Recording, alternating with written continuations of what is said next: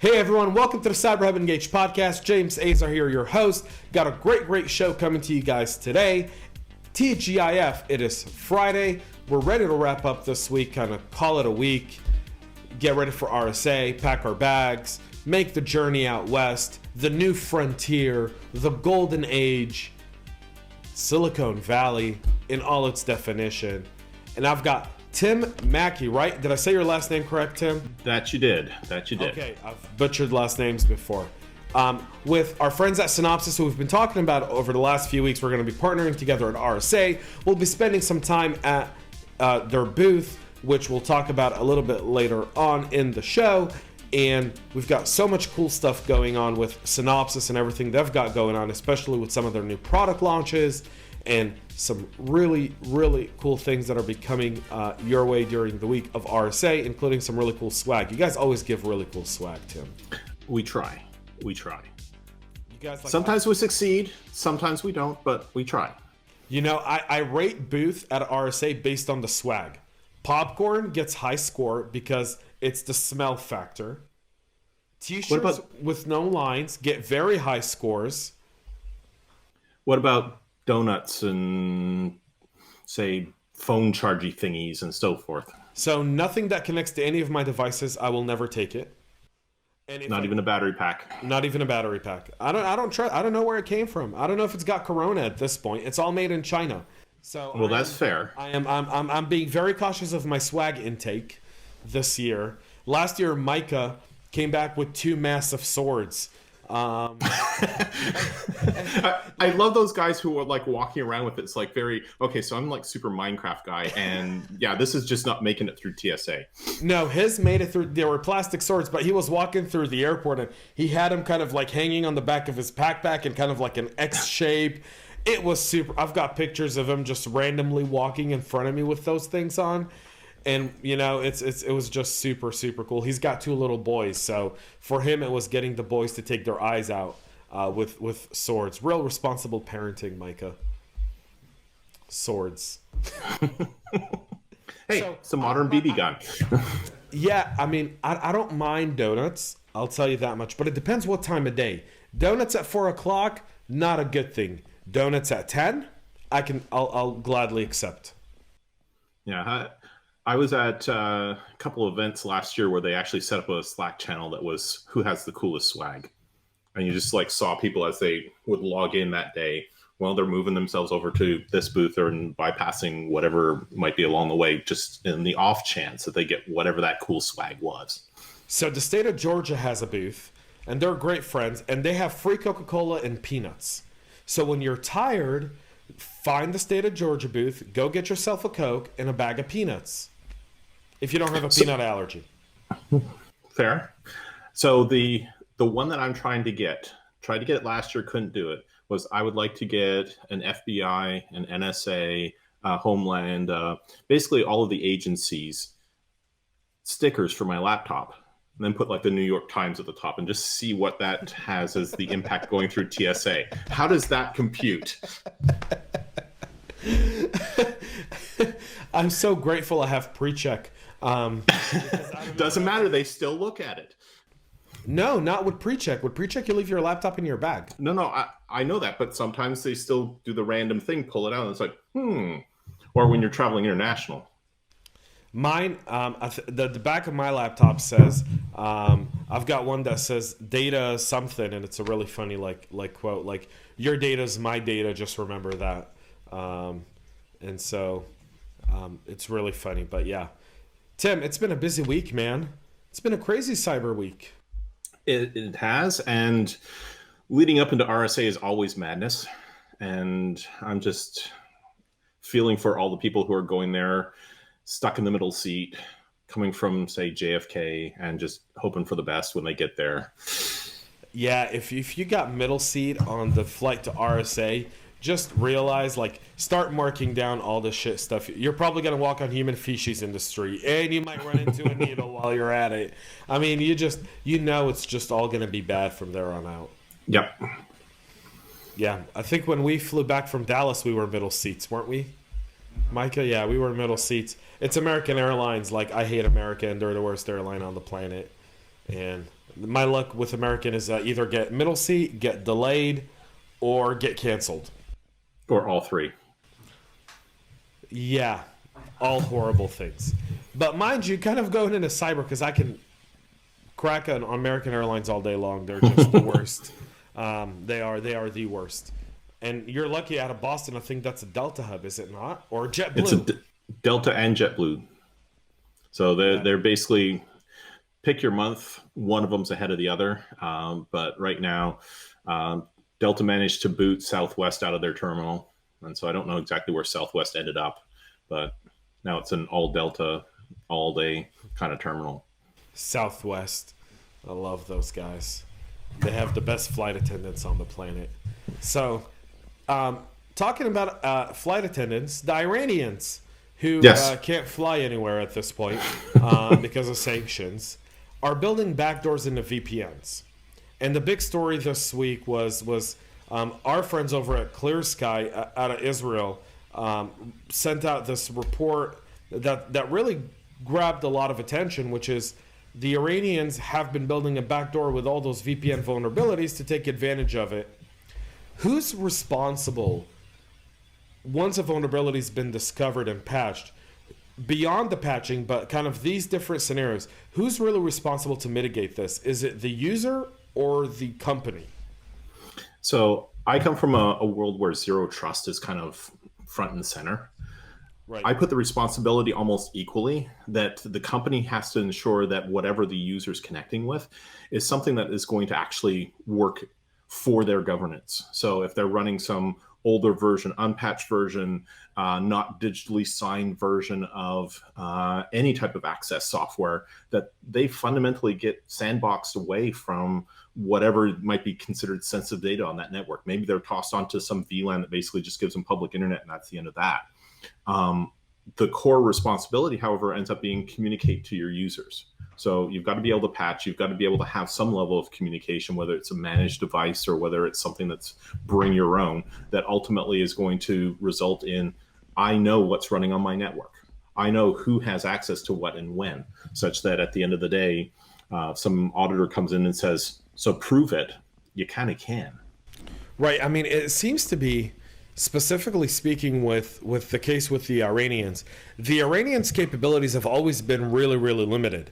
I know that in one of the reports I was reading through an Intel post, one of the threats before we killed Soleimani was the fact that he was really trying to develop this cyber partnership with Russia in terms of training Iranian guys.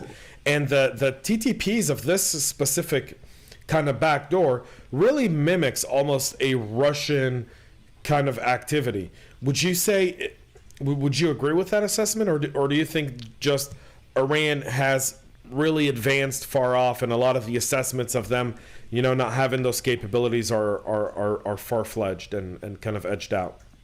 So I think that they're probably more edged out, and that's because if we look at where their let's call it war machine, for lack of a better description, was focused, say 10 years ago, it was very much along the lines of your traditional boots on the ground, heavy artillery, let's go and pursue a nuclear weapon type offensive capabilities. They were truly behind at that point in time, but with the various sanctions that were imposed on them, they had to pivot. And recognizing that, well, it's a digital world, well, they either have to pivot and defend or pivot and attack.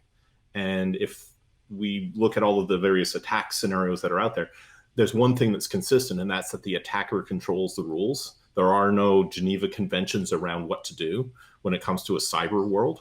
So they're free to decide, well, I'm going to go and take tech or outsource tech from Russia to bring it in. But once it's in, now that becomes effectively a it's mine type scenario where they can start to go and innovate off of that new platform or that new capability, much in the same way as you might go and get some fragments of an attack or an exploit off of any of those sites that are actually selling those types of scenarios. And that gives them an advantage as we move forward. So I think that this may actually prove to be a little bit more of tip of iceberg that was triggered by Soleimani being killed, that, well, we want to release something. We actually want to go after this. And we've had a proving ground over the last, let's say, year and change as to what they've been capable of, and they've been essentially beta testing until now. Right. It seems like at this point, if they don't deploy these weapons, they're going to get outdated simply because of the life cycle of discovering a vulnerability, patching it, updating it is quicker than ever before, I think, in any previous time in history, right? Correct. However, we still see that there's an insane amount of time that's associated with time to identify any type of breach. There was just this afternoon a news announcement coming out of Citrix that they had their VPN solutions allowed access into their network for like the last couple of years. And this is not something that's unique to them.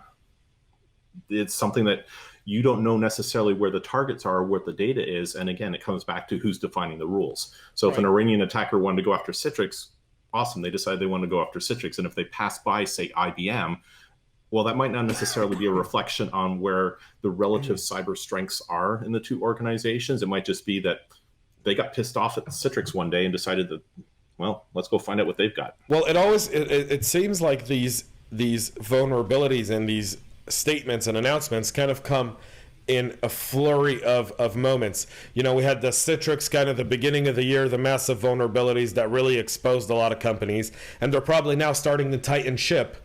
And in the process of tightening ship, they're finding all these other vulnerabilities, and now they're starting to slowly kind of say, there's another problem here, and we need to disclose this, and, you know, kind of doing it on the first hand. And I've actually been on that side of the equation. And it's kind of like when you're at the NTSB and you're doing a crash investigation. It's never one thing that allowed the plane to have a bad outcome. It's that sequence of events. And so you know that one thing, spend the next however long going and researching what all the connection points are. The net result being that, well, now you're in a position to say, well, we had this one bad thing. And lo and behold, it was actually had root causes over in these three other bad things that we didn't know about. And if you didn't configure it properly, then you had these other 6 things that were knock-on attack vectors that are just configuration related, and let's tighten ship around that as well. Yeah, that's a very interesting kind of piece of it, because I'm a very firm believer in the fact that, you know, in cyber, it's never one thing. It's never just one attachment. It's a series of failures across a network or a process or a system that lead to a successful breach or a successful incident from an attacker perspective. And that's actually one of the big reasons why I like any report that goes and details the how behind these things. So like if we take, for example, the report in April last year that the Senate put out on the Equifax breach, I refer to it as 72 pages of awesomeness. It's every detail around this is what the world looked like in the Equifax organization pre-breach. This is what was the contributing factors for this. And here's all the lessons that we can collectively learn. That transparency we rarely see, but it now gives a roadmap for someone else who's patterned themselves after whatever Equifax used to look like. And it's not an uncommon scenario that corporations kind of pattern themselves after each other. Now there's that roadmap of, well, this was a bad thing here. Am I actually doing that bad thing in my organization? And how do I actually stop and pivot in the quote unquote correct direction? Absolutely. Talking about kind of announcements and notes, the FBI released and CISA released kind of this note on the ransomware on the U.S. gas pipeline. I know you and I were talking before. I disagree with the fact that they shut everything down. You actually support it. Can you tell us why? So I look at it as you never know the extent of what's happened. If forensically you don't know that they've just got, say, 1% control or 50% control or 80% control, when it comes to something like a gas supply chain or an electric grid or anything that's part of critical infrastructure, I'm in favor of shut it down, figure out what it is, put it into a backup mode, or put it into some form of fail-safe mode. That is far, far preferable to, well, we'll kind of continue our investigation because there is no moral equivalent of a honeypot for, say, a power plant. Right. If they're in, they're in. And for me, I would much rather fence that thing off as quickly as possible because Lord only knows what the outcome might be. But is that really... So one of the aspects where cyber gets a really bad rep, I think, is in our lack of planning for business continuity in the event of a cyber event. And this kind of seemed to be that one, according to the CISA report, again, these guys didn't really have a business continuity plan. They had no cyber incident response plan. And so their first natural knee-jerk reaction was shut it down. Whereas if maybe they did have a cyber incident response plan in place for a ransomware attack, and they were a bit more prepared, took cyber a bit more seriously, and had an emergency plan for that, maybe they wouldn't have had to shut it down and really disrupt natural gas supply pretty much across the nation, because a lot of these plans, whether it's your competitor or someone else, they're all kind of correlating. I mean, this data flows between one place to the other. They're all kind of relying on one another. It's not I'm on my own, and this isn't an aluminum factory or an aluminum plant, in Plano, Texas. This is a chain that really escalated downstream for a period of 2 days. The unfortunate aspect is a lot of the control structures in these facilities are not all that dissimilar from the aluminum plant in Plano, Texas. You don't have a lot of cyber skills on staff at the facility itself, so you have to build in these fail-safes. The fail-safes themselves tend to be geared more towards, well, what would happen in the event of, say, an environmental issue? What would the EPA want us to do? So that's kind of their fallback, as opposed to being more cyber-centric. And when you look at the lifespan of a lot of the control systems, most of the control systems in these environments are things that were deployed, say, a decade ago, 15 years ago, potentially even 20 years ago. So they don't have even necessarily a vendor that is able to give them a patch or a network that they understand how to connect to that we would recognize as a modern enterprise network. So there's a lot of concessions to the reality that these plants have a very long life cycle, and a lot of the equipment in them is procured at the point that the plant is provisioned, and then may evolve a little bit, but fundamentally the plant's life cycle is aligned a lot closer to the actual equipment life cycle than anything else. That's a really good point, which is understanding that a lot of these plants really don't always have the most modern equipment, or a lot of times they're operating on legacy systems, which really the cost of upgrading it would be humongous in cost for these organizations. Yeah, and this is one of the reasons why a lot of the critical infrastructure cyber activity is looking at, well, how do we actually sandbox these things off and firewall them appropriately so that if something gets in, you don't have the potential or easy potential to move from the actual human networks over into the operational networks, that kind of interface doesn't exist, or at least is well monitored, well audited, well controlled. So they did have some air gaps. I mean, their IT and OT networks were really segmented and really well networked at this facility. They still decided to shut it both because they just weren't really sure. And again, I think a lot of that goes to experience. Like you said, they're not taking cyber seriously. They're more concerned with environmental and a physical attack on the facility, which was really interesting because the one thing in the report that I read was they shut everything down and then they increased physical security. I didn't see that part. So they had more armed guards at their facility. And I'm like, were you hoping you thought the hackers were going to come in all fast and furious? Like, look at all those Dodge Chargers coming in. That's Vin Diesel. The scary thing is I can actually see that discussion happening and that being what they thought. But particularly when it comes to like natural gas, I live outside of Boston, and we had an issue a little over a year ago where there was an entire community that experienced overpressurized natural gas, and there were like 60, 70 separate buildings that were on fire, and they're still not completely back to the way they were beforehand. There's still like issues with roads and so forth, but it took a serious amount of time and a serious amount of investment just to restore people's gas stoves and water heaters and furnaces. And this was in October, so it took well into the cold season before everybody had what they needed to have in order to be operational again. So I can definitely see erring on the side of let's shut this down because we don't know what could be happening here. For our final kind of wrap up is a story we spoke about on Thursday where the Canadian government, our good old friends in Canada, how about this? So our friends in Canada, apparently the government has experienced a onslaught of different breaches and disclosures, Not in the millions, about 144,000 Canadians in total. Which is a serious percentage of the population, How many people live relatively in speaking. Canada? Micah, can Like you 30 Google something that? million? Is it 30 million? I thought it was 30 million. Yeah, it's 30 something million. I know Micah's Googling it right now, so he'll throw that number out there. But so government didn't really report the fact that they were going through these breaches, which begs the fact, does government get a free pass from reporting a cybersecurity incident? So I would argue no. Oh, and hell no. Yeah, hell to the no on that one. 37 million? 37 million Canadians. Who would have thunk it?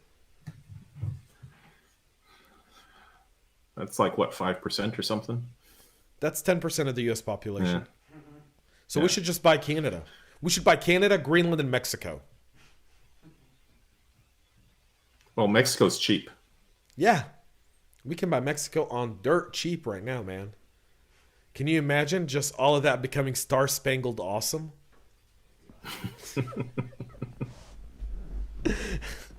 I'm all for acquisitions. Merger and acquisitions between nations. Let's buy Canada, let's buy Mexico, let's buy Greenland. We've got it locked down. Energy dependency So in other words, forever. when you were a kid, you really loved playing Risk. Yes. And I also enjoyed playing all these different strategy games about war, right? Like, loved it. Yes, we should totally acquire all those places. But does the government get a free pass? No. And that's largely because, A, they should be setting the standard by which everybody else actually measures themselves. So first and foremost, it should never be a case of do as I say, don't follow what I'm doing.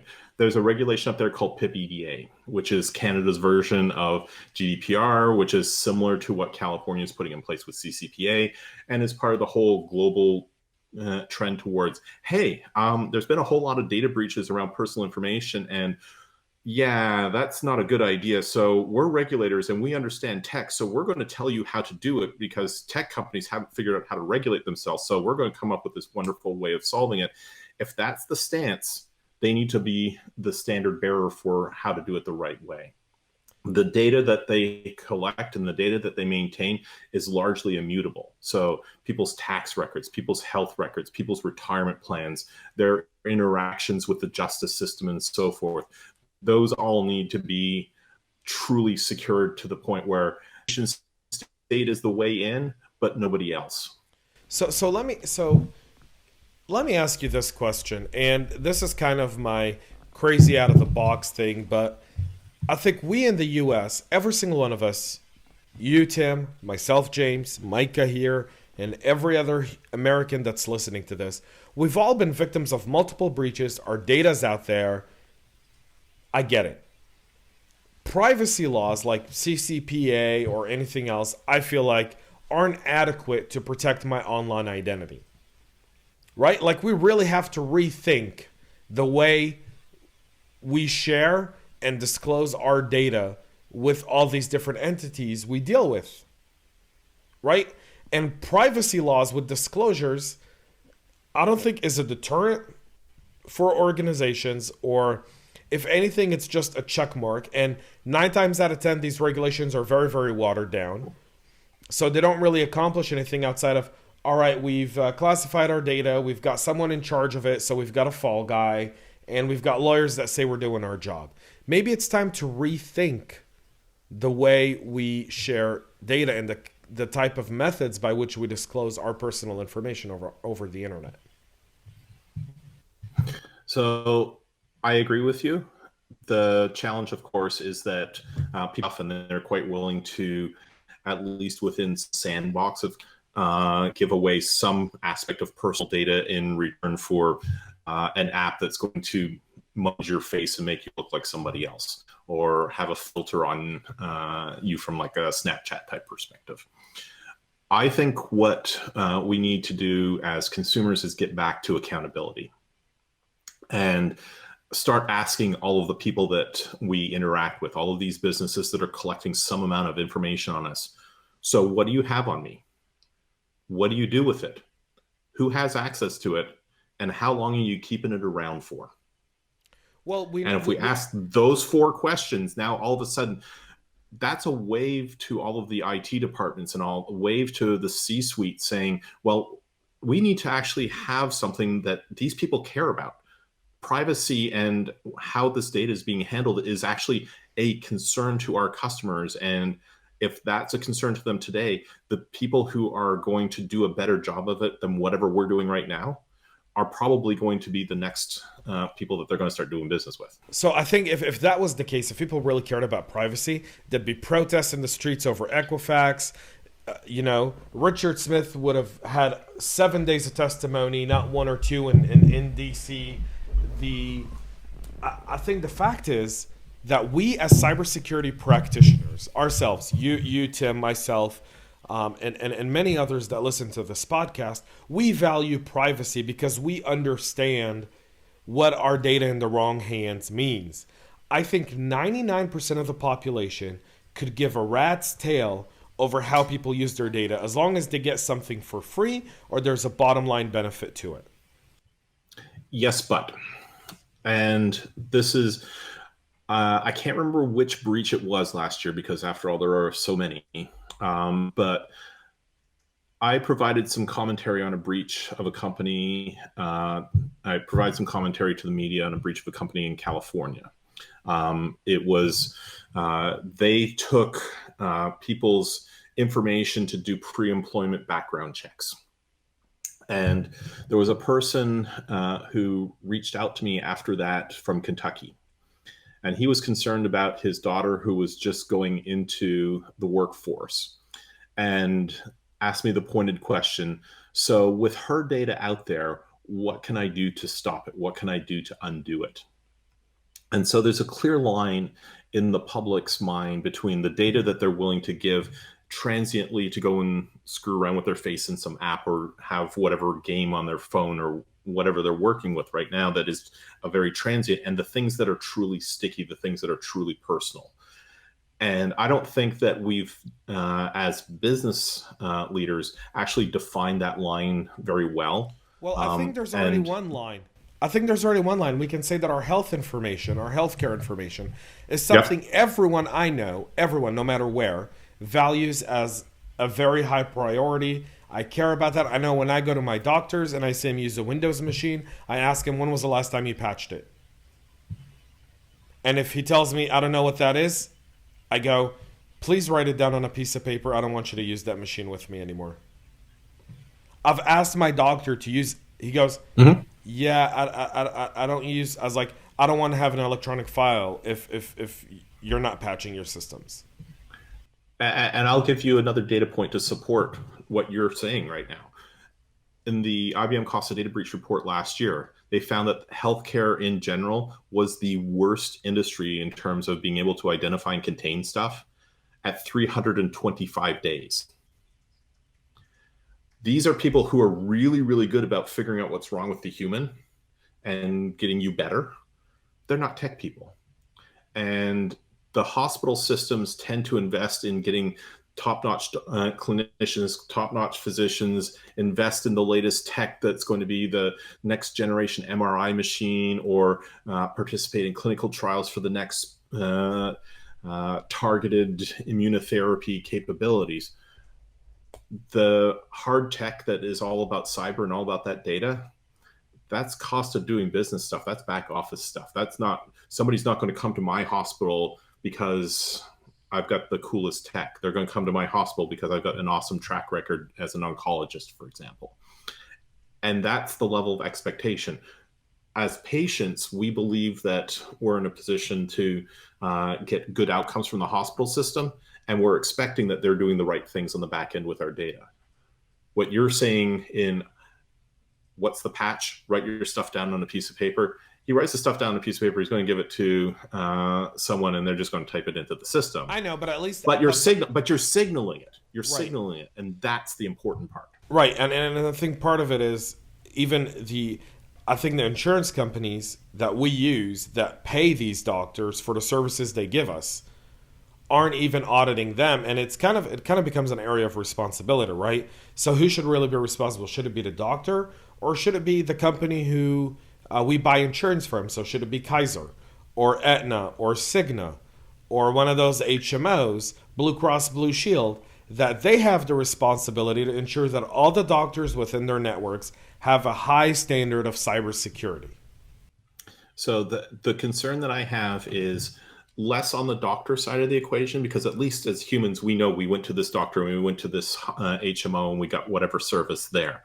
It's when everything comes behind the scenes. So you go and you get your lab work done. You've got a bill that comes from getting your lab work done. You've got a bill that comes from the hospital system. Maybe Kaiser took care of it. Maybe they didn't. Now you've got some copay to put in place. It's just an incredibly complex experience where you don't know what the service providers are behind the scenes, and you don't know what data they have on you, such that when you go and you hear about AMCA last year with the breach behind LabCorp and Quest Diagnostics and so forth, they were just a payment processor. Well, Nobody they ever were heard a of collection agency. Yeah, they were the collection agency. Yeah. And the same thing with Equifax.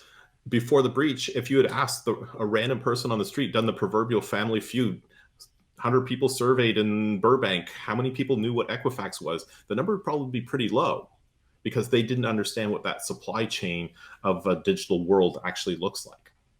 Yeah. And that, I think, is one of the biggest benefits we get out of the disclosure side of things like CCPA and GDPR and so forth is, well, where does that data go to? So, Tim, tell me a little bit about what you guys are doing at RSA. What can people find about Synopsys at RSA this year? So we've got an awesome booth that we've put together that's going to showcase a spectrum of capabilities that we have. Everything from static analysis through interactive analysis, API fuzzing, services, and so forth. It's one of the benefits that we as Synopsys can bring, given that we're a portfolio company. But the highlight of next week, the thing that we're really proud of, is that on the developer side of cyber, there's an awful lot of contextual information that gets lost. And as people kind of say, hey, I want to shift left, there's that developer who's there, but that developer is only really working on the one thing that they're tasked with right now, whatever that feature might be or bug fix or so forth. And so our focus is on being able to bring more information about the correct ways to secure and securely develop their software into their IDEs. Meet them where they are, inside their tools. Don't force them to go someplace else.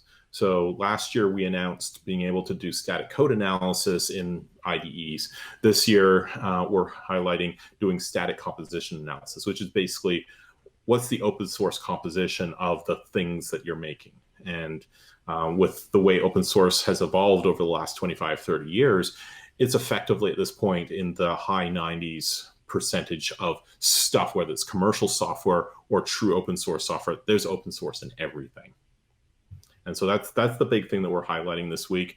And supporting that, there was actually an announcement on Tuesday from the Linux Foundation and Harvard Business School around the inherent risks that are on the security side of the equation inside of open source software itself. And so they've put out a preliminary report highlighting what the communities need to be doing and where the data is taking them. And so this is a preliminary report from them. It's like really, really cool stuff around what today's software composition looks like, because if you don't know what you have, it's kind of hard to actually go and figure out how to patch it. And therein lies the big rub. Awesome. Tim, I'm so excited. I know that you and I have got a lot more time together at RSA. I'm super psyched for our conversation there. People can stop by the booth. Where's the Synopsys booth located? That's a really good question. I don't know. South Hall. So it's in the South Hall. So it's on okay, the south that helps side. me because now I know where to go on Monday. So Synopsys is going to be in the South Hall, folks. We're going to be at Fogo de Chao on Tuesday and Thursday. We'll be with our friends at Synopsys. Wednesday at their booth. So stop by, say hello. Tim and I are going to be there. We can chop it up, cyber. We can make fun of Canadians. I don't know. It's up to you folks what you like us to, what you want to have fun with. We're very super psyched to be in San Francisco next week. For those who don't know, it means for me I'm going home because I was born in San Francisco. I was actually raised in the Bay Area. And so for me, it's a trip down memory lane.